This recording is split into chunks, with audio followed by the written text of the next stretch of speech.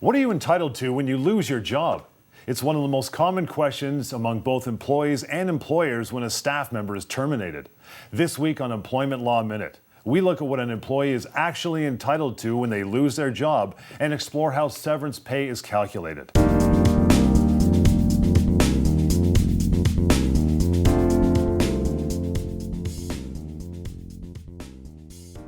Welcome to the Employment Law Minute, where we talk about common workplace issues and explore practical solutions for both employers and employees.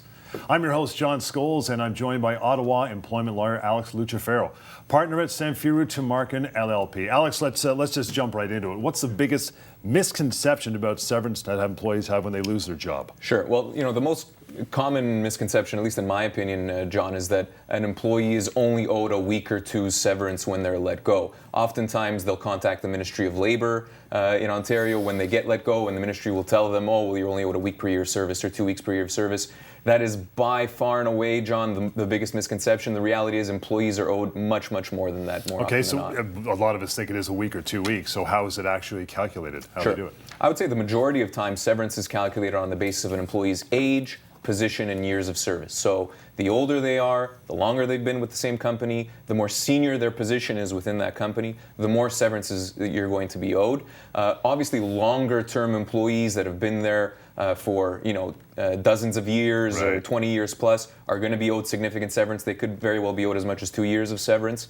Even employees, quite frankly, with short tenure. So we see lots of times employees with a year of service, a year and a half of service. If they're in a management position, John, they're going to be owed significant severance as well. It's going to be several months more than what you would ordinarily think. So, a 1 year manager may very well be owed as much as 6 months of severance. Wow. That's a significant amount if you've only been with an employer for 1 year. So, the moral of this story is to always get advice when you've been let go.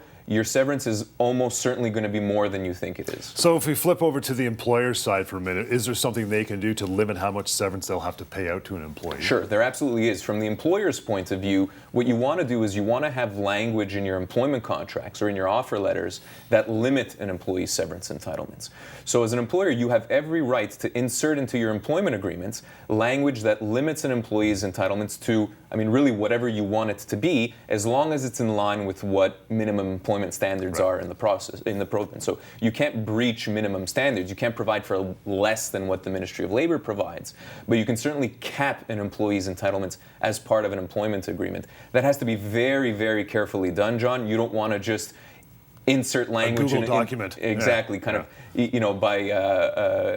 the off the cuff. Yeah. But you need to speak with an employment lawyer in a case like that. But certainly there are ways to limit an employee severance. Good stuff, Alex. We're going to leave it there for now. Are you experiencing issues in the workplace? Contact us now. help@employmentlawminute.ca. The number 1-855-821-5900. Go to employmentlawminute.ca. You'll find past episodes of the show, resources for employers and employees as well, and contact information to help you find practical solutions to workplace problems. employmentlawminute.ca. Thank you for watching. Until next time.